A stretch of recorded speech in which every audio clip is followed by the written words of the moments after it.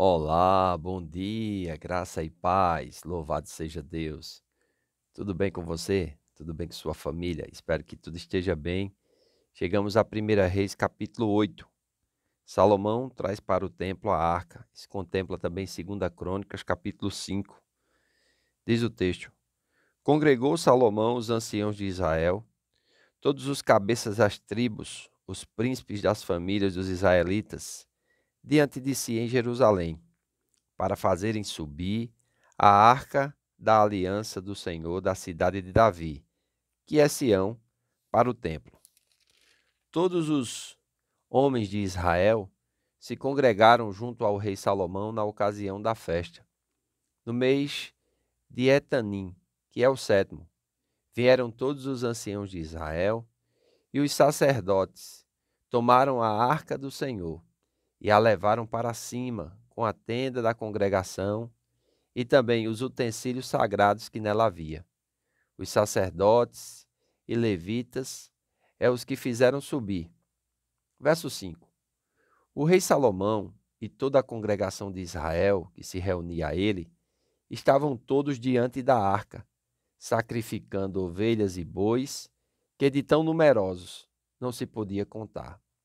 Puseram-se os sacerdotes, a arca da aliança do Senhor no seu lugar, no santuário mais interior do templo, no Santo dos Santos, debaixo das asas dos querubins.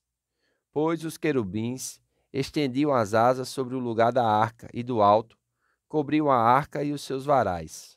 Verso 8. Os varais sobressaíam tanto que suas pontas eram vistas do santo lugar, de fronte do Santo dos Santos. Porém, de fora não se viam ali. Não se viam. Ali estão até o dia de hoje.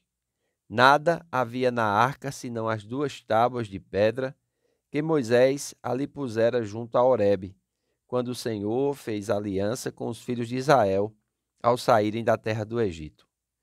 Tendo os sacerdotes saíram do santuário, uma nuvem encheu a casa do Senhor, de tal sorte que os sacerdotes não puderam permanecer ali para ministrar, por causa da nuvem, porque a glória do Senhor enchera a casa do Senhor. Olha que coisa tremenda, né?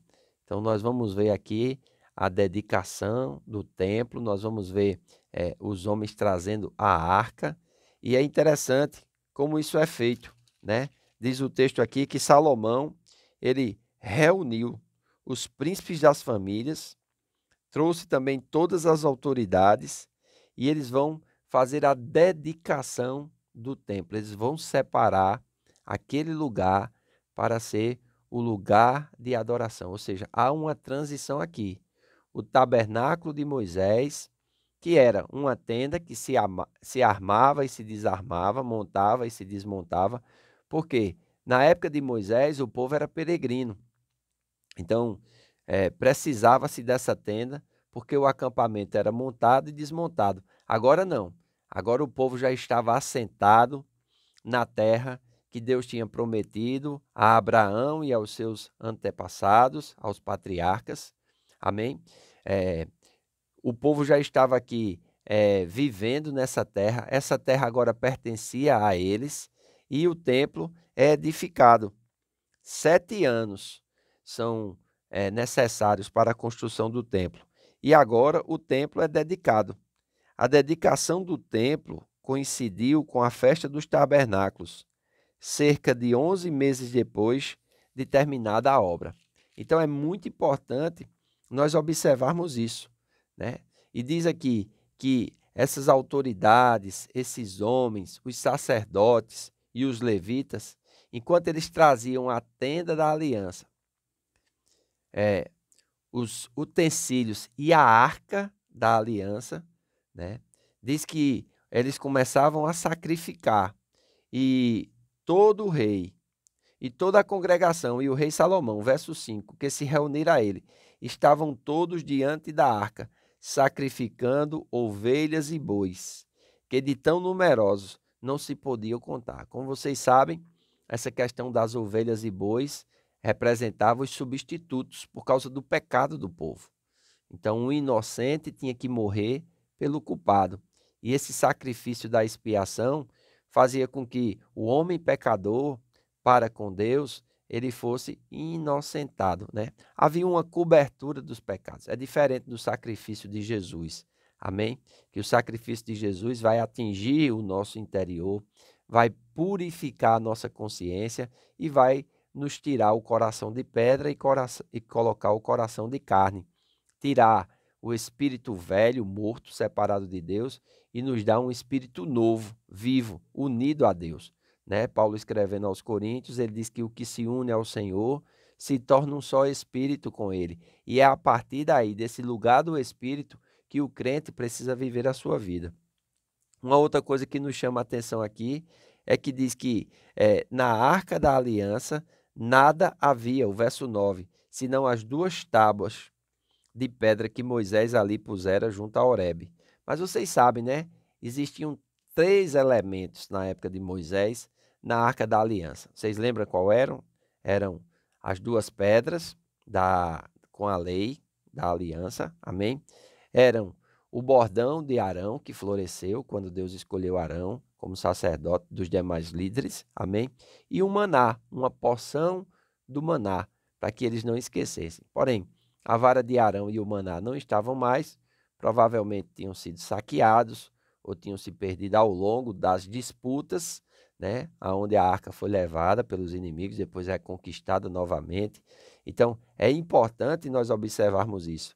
Mas mesmo assim, Deus, ele derrama da sua glória, o Espírito de Deus, como uma nuvem, enche o templo e diz que os sacerdotes não podiam ficar ali, porque a glória do Senhor enchera aquela casa. Amém? Então, sempre que nós vamos ver essa manifestação da glória do Senhor, da unção do Senhor, ou uma presença consistente, vamos dizer assim, meio que materializada do Espírito de Deus, e me perdoe pelo materializada, porque o Espírito de Deus é uma pessoa e é um Espírito, mas às vezes a sua manifestação, devido à adoração, ao culto, à unidade do povo, o propósito de Deus para aquele momento, é tão assim forte, né, que nós vamos ver que é a única coisa que vai despedaçar o jugo na vida das pessoas. É essa presença genuína. Diz que o jugo é despedaçado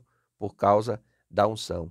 Então diz aqui que, tendo os sacerdotes saído do santuário, uma nuvem encheu a casa. E essa nuvem aqui representa a presença do Espírito Santo de Deus. O Espírito Santo de Deus que pairava sobre as águas, quando ainda não existia, quando Deus ainda não tinha, vamos dizer assim, refeito a terra, né? Ou teria reorganizado a terra. O Espírito de Deus já estava ali.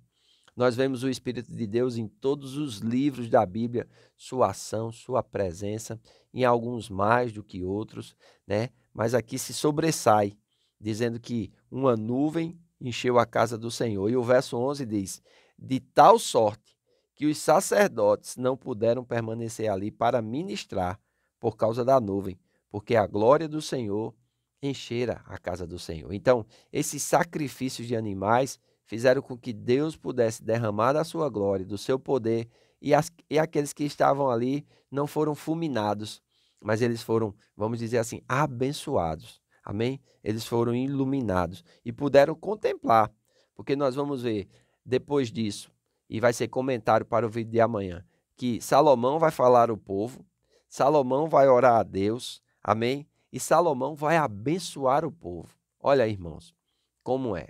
Então, é necessário a glória e a presença de Deus para que alguém possa falar ao povo com autoridade, para que alguém possa orar a Deus e para que alguém possa abençoar o povo de Deus. Amém? Que eu e você venhamos a buscar essa glória, venhamos a nos encher do Espírito Santo de Deus diariamente, continuamente, para que nós não venhamos a nos perder na religiosidade, numa vida, vamos dizer assim, apenas natural, mas que nós venhamos a desfrutar da glória